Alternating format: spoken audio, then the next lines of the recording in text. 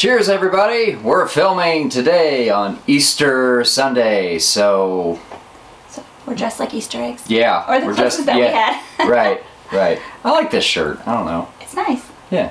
So, cheers. Anyway.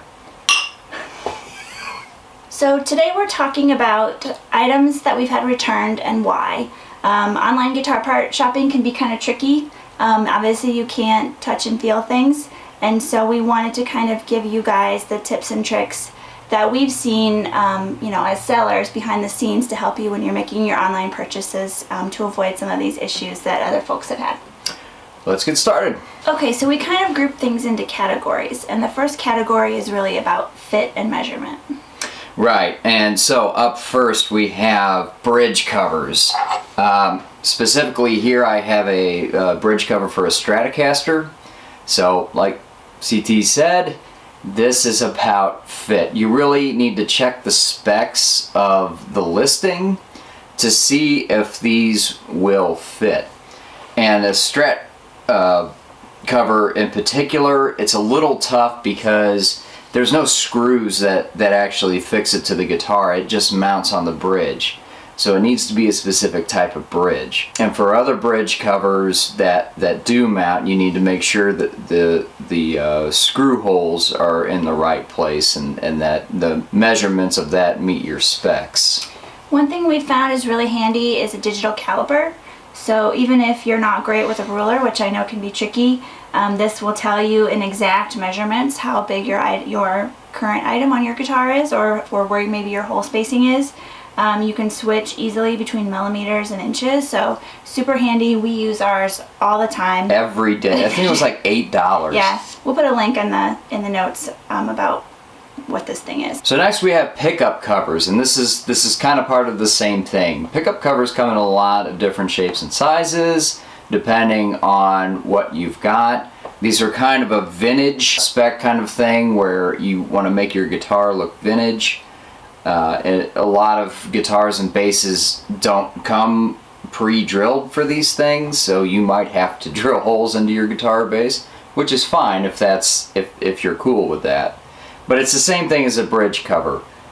Make sure the screw holes on center match the specs. If you have any kind of questions, regardless of who the seller is, just ask questions. Ask and find out. We answer questions every day, and it's fine. It's so much easier to have a question and get it answered rather than someone orders something, it gets there, it doesn't fit right, and then we both have to go through the effort of getting it returned. I mean, they have to take it, package it up, mail it, we have to receive it.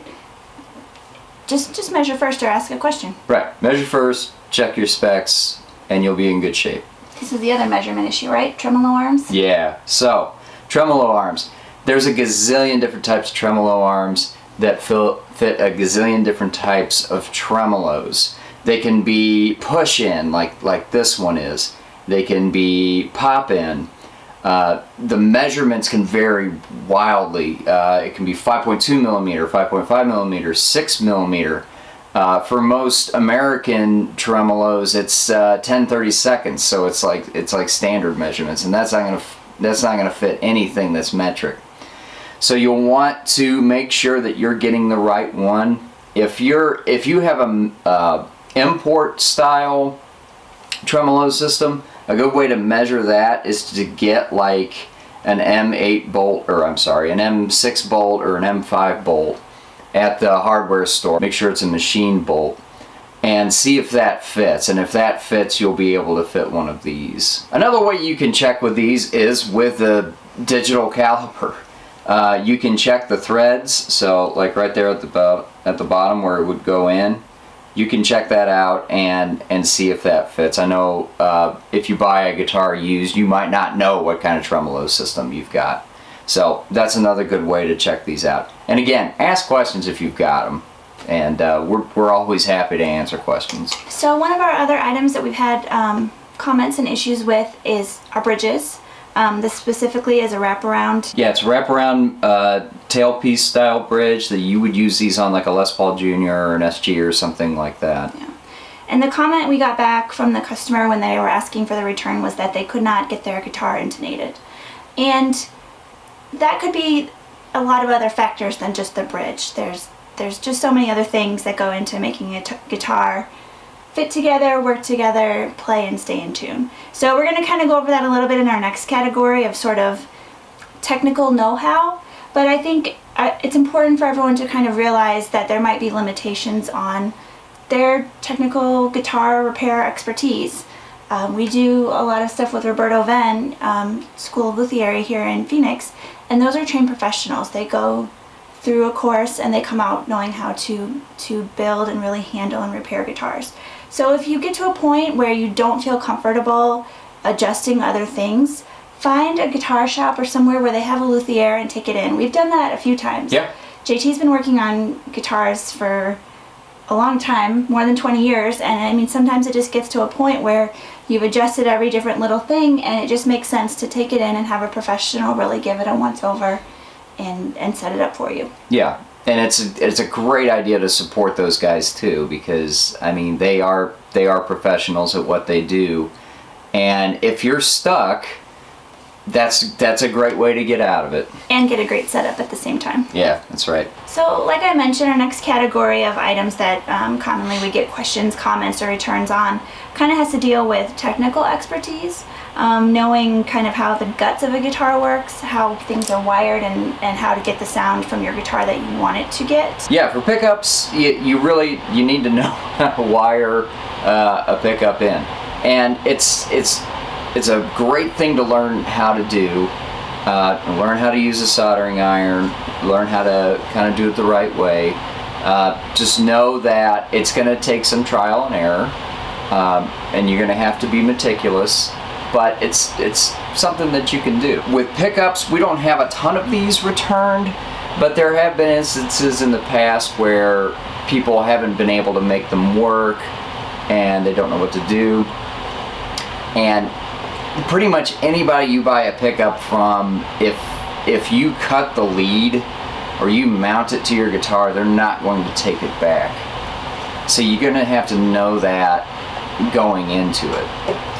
One great thing that you can do is get one of these digital multimeters. They don't cost a whole lot, and it's a great way to, once you get your pickup from whoever you buy it from, to check the resistance. And we'll probably make a video showing how to do this, but it's super easy. Once you get it, you check the resistance, you know that it's working, and then you can go ahead and mount it.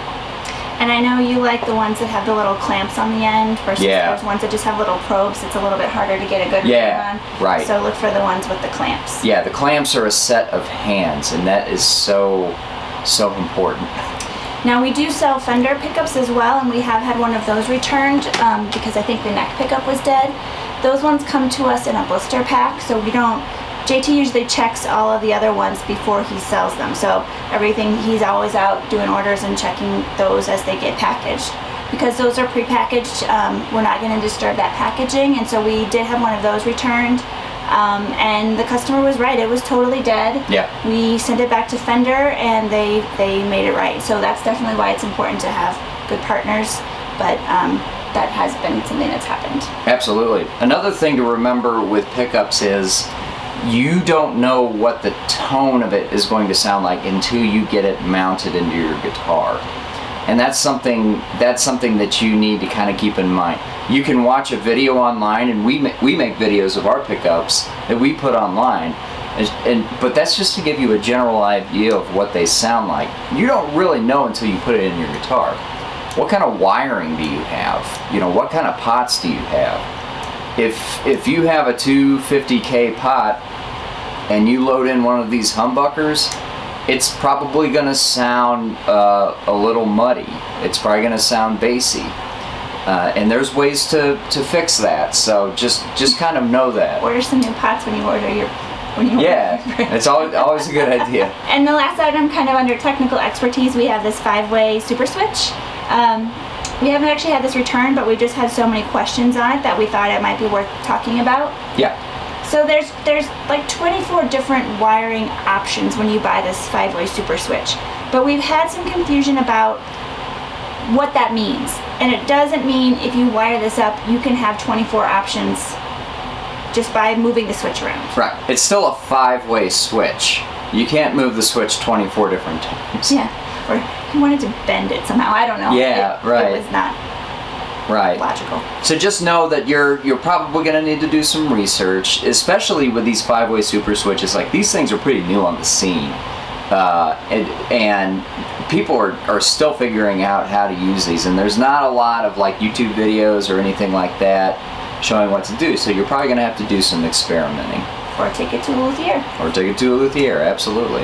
Okay, so the last category of questions or returns that we see a lot of is aesthetic concerns. We get this mostly with pick guards. Pick guards. Yeah. Obviously it's important. This is a big kind of piece of the visual eye candy of the guitar that you see, and we want it to look beautiful. So to do that, what we do on our end is it always ships out with a little thin sheet of like cling wrap over it. And so it will show up kind of looking a little bit scratched, but that's essentially like the sacrificial layer. And it can be a little tricky. You almost need someone with fingernails, and I don't have a whole lot right now, but I mean, you really got to kind of get to one of those corners and really start peeling, and you can kind of see that this is starting to peel away. And even like this pickup, just to kind of protect it and to keep it nice, has a little layer on it too. So kind of check that out. That's a big thing for pick guards. The other question and concern we get from pick guards a lot is if people haven't really checked their guitar. For Strats especially, there's 11-hole mounting and there's a 10-hole mounting. And, you know, a lot of people don't want to put another hole into their guitar, so check that before you order your pick guard, right? Yeah, absolutely. This is plastic mounted on wood, and especially if you have a used guitar or even a new guitar. Sometimes new guitars can sit in a showroom for 2 or 3 years, and that plastic will move over time. So you might have a perfect screw pattern, a perfect 11-hole screw pattern, but the holes won't align up on your guitar. And something that I've always thought in the past is if you're not willing to put another screw hole into your guitar, if you're not willing to drill another hole for your new pick guard, you probably don't want to get a new pick guard. I think too, you could always put it on and not have all the screws in it for a little bit and let it kind of adjust to your guitar, and then maybe see if it's close but not quite and you don't want to strip out that screw hole too big. It might kind of adjust and sync up with your guitar a little more over some time. So that was this week's video. All the ups and downs of buying guitar parts online. It can be tricky, so we just hope that you guys will ask the question. We always are happy to help, and you know, any online seller I think would be. They'd rather have you ask the question before than have to deal with the pay never return later. What are we talking about next week? Next week we talk about my guitar collection, or just the guitars that I have in the house right now. Which begs the question, how many guitars is too many? I don't know. I have had probably between 30 and 50 guitars in my lifetime, right? We'll see. More than that. You think more than that? Yeah. Okay. Well, anyway. I'm going to show you the ones I got right now, the stuff that I play out live, and the stuff that I'm kind of holding on to for investment purposes and that kind of thing. It's a rotating door, and I always love getting new stuff in, as long as I can use it and as long as I really care about it. Well, and it's not all rotating. I mean, there's some that have sentimental value that will always, always, always be here. Yeah, absolutely. And the other thing we wanted to tell you guys is on our website, ThompsonGuitarandThrift.com, we put up a free printable for you guys. In honor of 420, we did a potentiometer poster, a kind of scientific taxonometric breakdown of guitar pots. Yeah, pot poster. Pot poster. So go check it out. The only way that we could get it for download is you have to kind of act like you're buying it, but it's free. So you just fill out all the thing, click the cart, and you get a giant download that you can send to Kinko's, FedEx, whatever, print out and hang up above your workbench. You can also print it out on like 8.5 by 11, right? It works on 8.5 by 11. I mean, it's readable, but Sure. it's way cooler I at agree. 18 by 24. Yeah. Yeah. And just follow us on Instagram at Thompson_guitar, where we kind of update you guys on all those things, like that's going to get uploaded to the website or whatever else is going on. Yeah, we're a lot less awkward on Instagram. Yeah. All right, folks, we'll talk to you next week. Cheers. Cheers.